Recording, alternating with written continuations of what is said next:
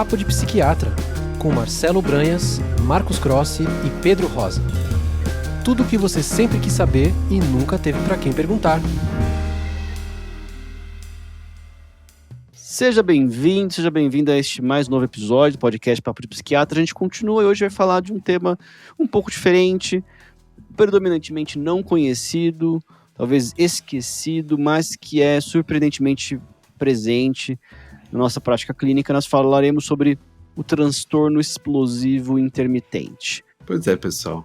Eu acho que até como muitos não conhecem, ou talvez não conheçam o nome, em resumo, quem tem transtorno explosivo intermitente, o mais característico é aquelas explosões de raiva e algumas vezes comportamentos agressivos, inclusive, que classicamente, depois que o paciente tem esses rompantes, ele pode inclusive se arrepender bastante e se sentir culpado, envergonhado do que aconteceu, mas infelizmente isso acaba sendo recorrente e prejudica muito a pessoa e quem está ao seu redor. Coisas graves, inclusive, podem acontecer nesses rompantes de raiva e agressividade, inclusive levando à destruição de relacionamentos, esse tipo de coisa, e o paciente tende a sofrer muito com isso, e é sobre isso que a gente vai falar hoje. É um tema importante porque, quer dizer, isso vai caracterizar esse problema que a gente vai falar para vocês hoje, esses indivíduos que têm essas explosões de raiva de forma muito impulsiva. E é importante porque, assim, acho que em alguma medida, né, todos nós temos raiva, né? E existem expressões de raiva que são normativas, que são funcionais, adaptativas, e muitas vezes é o que não acontece com esses indivíduos, né? E o mais importante, quer dizer, além desses prejuízos que o Marcelo falou, quer dizer, são indivíduos que a gente consegue tratar. Claro que nem todos eles são iguais, vão ter o mesmo tratamento, exatamente o mesmo tratamento, mas mesmo assim o diagnóstico ele vai ser muito útil para realmente fazer com que essas pessoas consigam um tratamento aí efetivo. No fundo, a gente está falando aqui de pessoas que têm episódios de agressividade orientados a pessoas, a propriedade, a animais, que acontece com uma certa frequência, ou que acontece com uma certa gravidade, e que isso causa prejuízo, né? Então, existem pessoas que claramente têm mais irritabilidade que as outras pessoas. Existem pessoas que têm irritabilidade como uma emoção negativa predominante em relação às outras pessoas. Tem pessoas que, quando acontece algum problema, elas se sentem predominantemente tristes. Elas ficam predominantemente ainda angustiadas, preocupadas. E tem pessoas que têm uma tendência maior a ter irritabilidade, que pode ser algo que a pessoa tenda a guardar para si ou expor isso para os outros mais. Tem pessoas que têm o hábito de, quando estão irritadas, se recolherem, ficarem caladas, mas tem pessoas que acabam, às vezes, explodindo externamente, com graus maiores ou menores de hostilidade em relação aos outros. Então, tem algumas pessoas que ficam irritadas, mas não são tão hostis, tem algumas pessoas que ficam irritadas e são mais hostis. No fundo, é importante que a gente caracterize esse problema de saúde, porque ele é muitas vezes mal compreendido. Não acaba sendo um indivíduo pejorativamente chamado de alguém muito esquentadinho, ou alguém que tem manifestações que são absolutamente inaceitáveis, mas que não tem uma faceta de compreensão daquele indivíduo. Assim como o Marcos já começou o podcast falando, são pessoas que se arrependem profundamente do que acontece. Não são pessoas que sentem orgulho daquilo. Então isso é uma questão importante aqui, né? Então a gente já falou sobre alguns problemas de saúde que também cursam com muita irritabilidade, né? A gente falou predominantemente 3 deles, né? Então, personalidade borderline, personalidade narcisista e transtorno bipolar, são diagnósticos diferenciais. Então, quer dizer, quando a gente vê uma pessoa com muita irritabilidade, muitos profissionais acabam pensando nesses 3 problemas de saúde, ou ainda uma depressão, mas as pessoas costumam, às vezes, esquecer do transtorno explosivo intermitente, o que a gente vai chamar aqui de TEI, né? Pois é. Então, dando para vocês alguns poucos dados, né? É um problema que afeta homens e mulheres, no geral um pouco mais frequente em homens, e isso aparece cedo na vida do indivíduo, com certeza antes de 60 anos, em geral, bastante antes.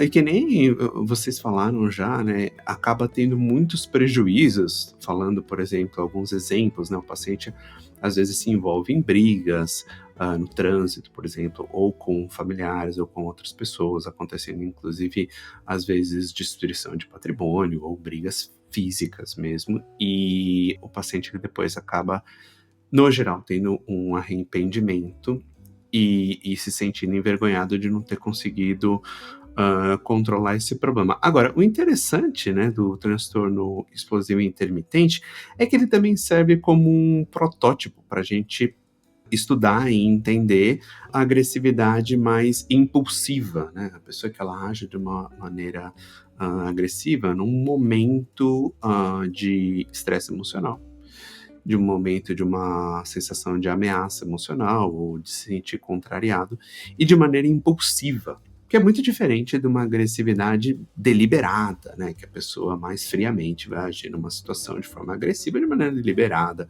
planejada, e o que a gente acaba chamando na psiquiatria de egocintônica, ou seja, a pessoa, ela faz sentido para ela agir daquela forma e ela planejou aquilo lá com muita antecedência. Aí é outro problema, a gente está diante de outros problemas que não tem a ver com esse que a gente está falando, de agir no calor da emoção.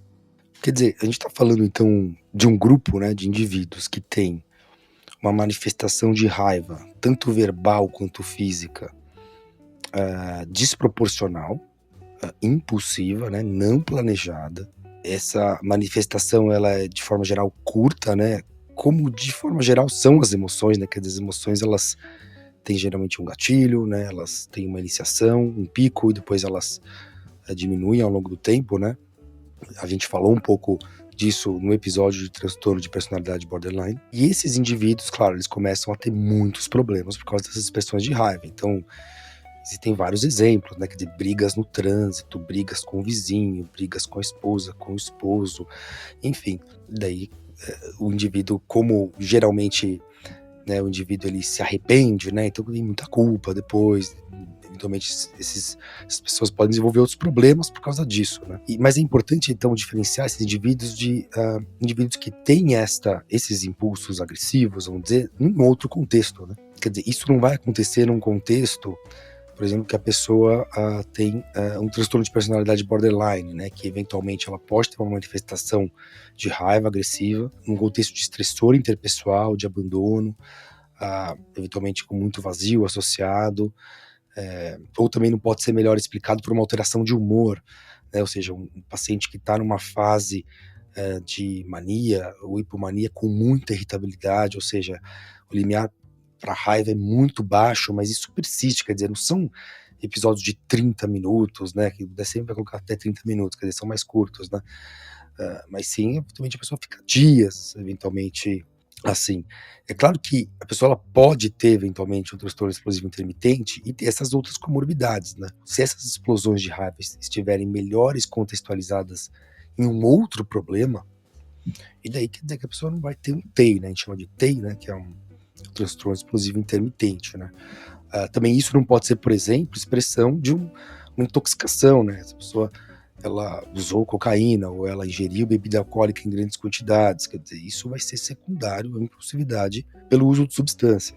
Então é importante a gente também contextualizar a agressividade patológica. Existem outros problemas também, não necessariamente só no TEI. Até uma questão, eventualmente, um transtorno disfórico pré-menstrual, né, que seria uma manifestação muito intensa de irritabilidade no período pré-menstrual, que é circunscrito ali no período pré-menstrual, né? Então, tem outros diagnósticos diferenciais, mas muito se perde quando a gente não fala do TEI. Mas, no fundo, aqui, a gente está falando, o episódio é sobre TEI, mas a gente também está falando de raiva em geral, de irritabilidade, dessa emoção, que é uma emoção que ela é potencialmente muito destrutiva, e em grande medida é isso que os pacientes com TEI sofrem, né? Eles percebem que essa emoção que eles têm é algo que já danificou relações, já danificou a maneira como as outras pessoas enxergam o próprio indivíduo, tanto no sentido de entender que não é um colega de trabalho que é fácil de lidar, é uma pessoa em que o outro está constantemente com medo do que vai acontecer. Será que vai acontecer alguma coisa que vai fazer essa pessoa explodir? Será que a família vai passear e a pessoa vai ter uma explosão, né? Então, as pessoas às vezes podem se sentir pisando em ovos, e o indivíduo, de uma maneira espelhada, percebe que o outro está pisando em ovos. E isso acaba construindo relações cada vez mais difíceis, né? A raiva é um problema muito considerável nas relações interpessoais, principalmente em ambiente de trabalho, principalmente em família, né? Exato. Uma das coisas, né, até já misturando aqui um pouquinho com o tratamento, mas uma das coisas que a gente acaba investigando junto com o indivíduo é o quão também assertivo que ele consegue ser, né? A gente acaba tentando fazer essa balança entre você não ser agressivo e você não ter um excesso de raiva, principalmente uma raiva que você vai ter brigas intensas com as outras pessoas, vai te causar prejuízo, vai te envergonhar depois das suas atitudes. Não significa que você tem que ser uma pessoa passiva, que aceita tudo e que só faz a vontade dos outros e não se coloca, né? Justamente o que a gente acaba querendo também desenvolver com esses pacientes é uma assertividade, né? São estratégias de você conseguir se colocar de maneira não agressiva. E a gente observa que é frequente esses pacientes muitas vezes terem dificuldades com assertividade. Um exemplo super assim caricato e não perfeito, já adianto, né? Mas por exemplo, para quem gosta de quadrinhos é o Hulk, né? O Hulk, ele tem uma dificuldade em muitas vezes se colocar e ser assertivo quando ele está na figura do Bruce, né? O cientista. Mas quando ele vira o Hulk e ele tem esses episódios aí de explosão, ele sai completamente fora do controle. E uma das nossas tendências é unificar um pouco isso melhor, né? A pessoa conseguir expressar a assertividade dela sem ter esses episódios. Não estou dizendo também que todos os pacientes estão dentro dessa característica, né? Não necessariamente o paciente ele não é assertivo fora desse contexto. Mas frequentemente a gente encontra essa apresentação. Quer dizer que a raiva disfuncional que a gente vê no TEI, quer dizer, ela tem um funcionamento, ela tem uma fisiologia, né? Ela tem uma origem, e que assim, a gente diagnostica a pessoa com TEI, mas também a gente faz uma formulação de caso, né? No sentido de, quer dizer, para essa pessoa, quer dizer, quais são os fatores que predispõem ela a ter raiva. E, por exemplo, acho que certamente a falta de assertividade, essa passividade, eu já vi alguns casos, assim, pode predispor eventualmente ao TEI. E, eventualmente, a pessoa ela pode ter um temperamento mais vulnerável a isso também. Mas o que a gente sabe é que, bom, a raiva, né? Como o Pedro falou, é uma emoção. Bom, é uma emoção que todos nós temos, né? Então ela vai ter um certo funcionamento, ela pode surgir em diversas situações, por exemplo, em situações que a gente é frustrado, eventualmente que a gente tem um objetivo nosso bloqueado, a raiva ela surge em todos nós. E claro que se a pessoa ela ficar passivamente aguentando muitas coisas, né, por exemplo, sendo desrespeitada e não falando, etc., aquilo vai construindo dentro dela uma vulnerabilidade, eventualmente uma irritabilidade que vai predispor ela a ter uma raiva, né? Quer dizer, uma vulnerabilidade, ou eventualmente a pessoa não dormiu bem, ou a pessoa não se alimentou bem, tem maus hábitos de vida, tudo isso pode predispor a pessoa a ter mais, eventualmente, explosões, tá? Mas enfim, voltando a essa parte do funcionamento emocional, quer dizer, tem muitas vezes isso, né? Quando eu bloqueio um objetivo nosso, vem uma raiva primária, né? Mas às vezes tem fatores de pensamento, assim, como a gente pensa em relação às coisas, que podem predispor também a gente ter raiva. A gente sabe que muitas vezes a gente reage as nossas interpretações dos eventos, não os eventos em si. Quer dizer, os eventos acontecem, mas se eu me interpreto que, por exemplo, a pessoa me desrespeitou, né, quando a gente atribui uma intenção ruim no outro, mas sem exatamente saber por que o outro está fazendo aquilo com a gente, tudo isso predispõe a raiva, né? Então, muitas vezes a gente reage a esses julgamentos nossos, né? Quer dizer, a gente começa a ter mais raiva por isso. E daí, por isso que o tratamento muitas vezes vai envolver aí um tipo de terapia, né? Que vai fazer eventualmente a pessoa reavaliar um pouco as próprias reações de raiva, além de ela desativar, por exemplo, essas ativações da raiva também isso vai ser fundamental, mas é importante dizer que a raiva é uma emoção, todos nós temos, e que realmente no TEI ela vai, associada à impulsividade, ela vai sair de controle, e a gente vai ter que procurar as origens, né, dessa pessoa e o que é que está acontecendo, para tratá-la de forma efetiva. No fundo, a gente consegue ali, na medida que a gente percebe um gatilho e especifica um gatilho, né? Porque duas pessoas podem ter a mesma reação de raiva diante do mesmo evento por razões diferentes. E isso muda tudo. Porque depende da interpretação que o indivíduo fez, da motivação do outro, caso seja uma pessoa. Depende de como é que a pessoa se sentiu. E a raiva, ela tem uma característica que ela é uma emoção, assim, tal qual uma explosão, não dá pra ver nada o que tá acontecendo, né? Então, tem uma explosão, você só vai entender o que aconteceu depois que a poeira baixou. Para muitos pacientes tem essa característica. Mas a gente tem que fazer esse papel, assim, digamos, de uma certa engenharia reversa da raiva.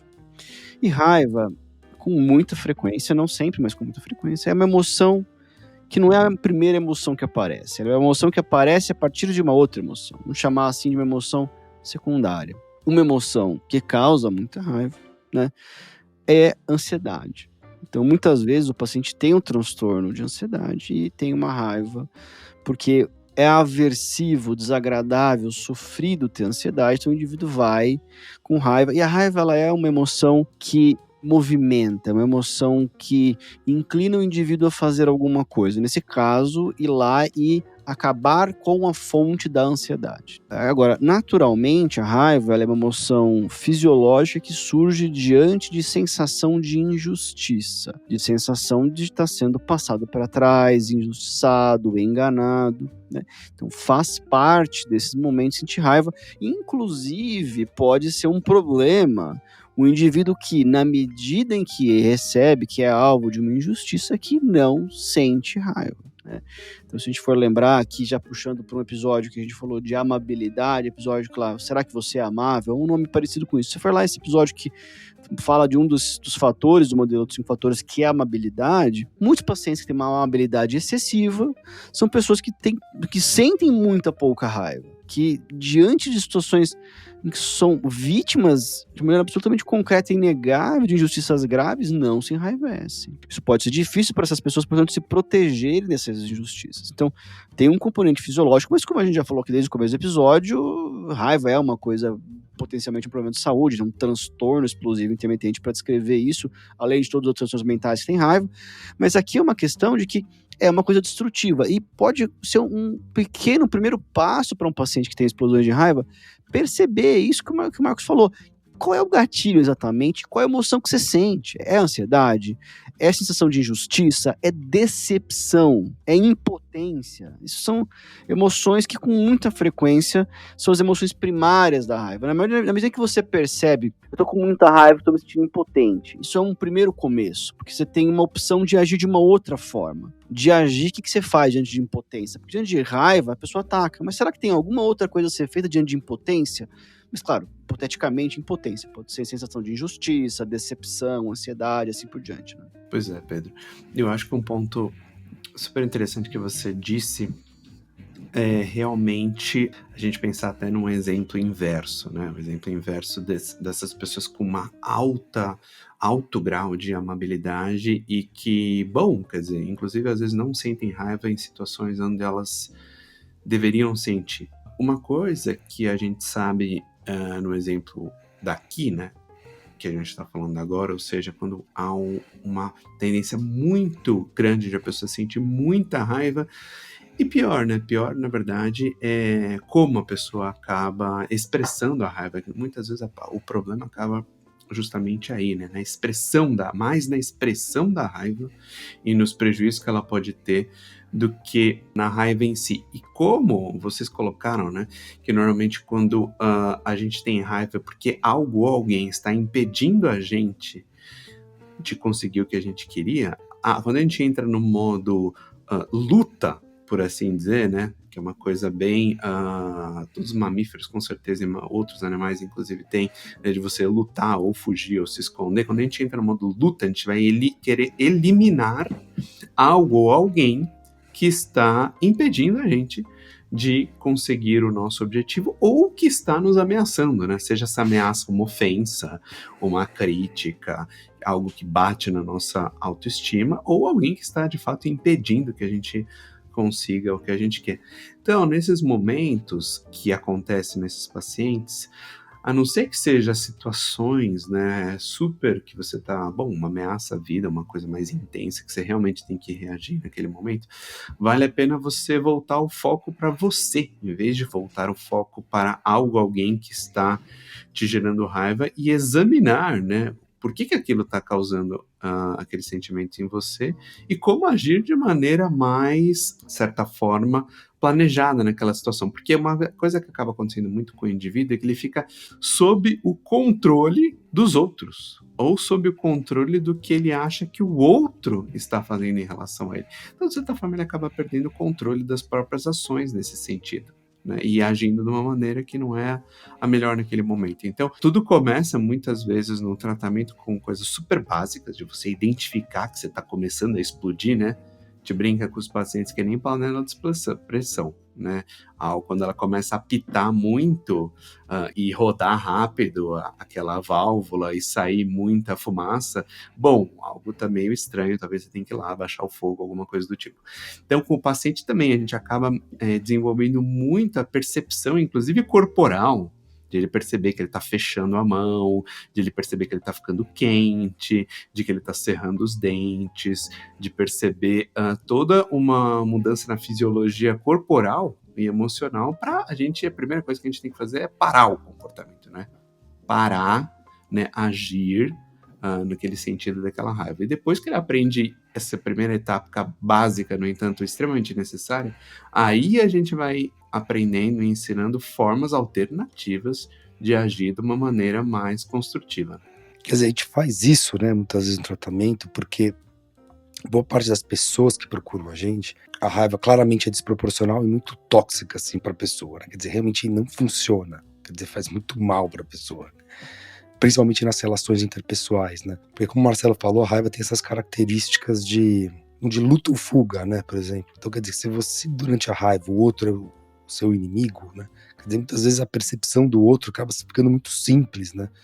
Assim, não tem muita nuance, quer dizer, a pessoa ela perde capacidade de mentalização, que é um conceito que a gente também discutiu aqui no podcast, no episódio de MBT, que é o tratamento baseado na mentalização, né? Quer dizer, o outro ele vira um inimigo, quer dizer, não fica realmente aquela cognição, aquela percepção do mundo, né, de 8 ou 80, né?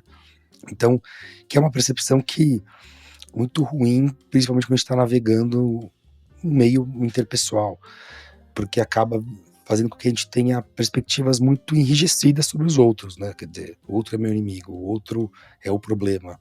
E isso só predispõe mais à raiva. Então, por isso que essas atividades de desativar a raiva, não agir antes, impede que a gente faça besteira. E depois disso, a gente vai ter que aprender formas de processar essa raiva de formas diferentes, né?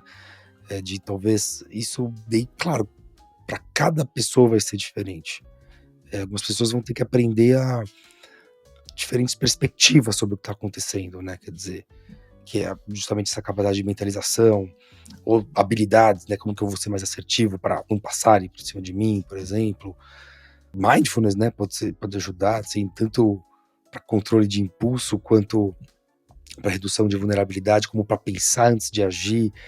Enfim, daí vão ter várias abordagens que eu acho que podem ajudar muito a raiva. Mas agora, claramente, o que a gente vê, assim, na maior parte das vezes, é assim, a raiva acaba atrapalhando, né, o sujeito. Claro que tem, que nem o Pedro falou, tem aqueles indivíduos que não sentem, quer dizer, que pera lá. O problema também, daí esse indivíduo também não tem problema, mas acho que na nossa prática a gente acaba vendo mais realmente pessoas que a raiva acaba sendo muito problemática mesmo. O tratamento, a gente, claro, já deu aqui todas as dicas de que entender como funciona a raiva, esses mecanismos, uma série de treinos de assertividade, mindfulness, são todas estratégias que se obtêm predominantemente em psicoterapia. Mas medicações também ajudam, né? E tem algumas medicações, principalmente alguns antidepressivos, tem evidência para o tratamento do transtorno explosivo intermitente. Naturalmente, depois que a gente fez um bom diagnóstico diferencial com transtorno bipolar, né? Também com transtorno de personalidade, né? Para o que o tratamento acaba sendo diferente, né? Mas são fármacos bastante benéficos e podem ajudar muito o paciente a ter uma regulação emocional melhor, assim viver melhor, né, e assim conseguir aquilo que a pessoa quer sem precisar recorrer à raiva, que acaba, na verdade, não trazendo esses objetivos à vida do indivíduo, né? Pessoal, muito obrigado aí pela audiência, pela atenção, pelo tempo de vocês. Lembrando que a gente está no YouTube, se você não estiver no YouTube, né? Mas se você está no YouTube, aí lembrar que a gente também está no Spotify e assim por diante. Se inscreva no canal do YouTube, no podcast no Spotify. Dê os seus comentários, críticas, sugestões, elogios. A gente aceita esses comentários todos, a gente lê tudo que vocês escrevem. E muito obrigado aí pela audiência e até a próxima. Até a próxima, pessoal. Um abraço. Até a próxima, pessoal. Obrigado. Um abraço.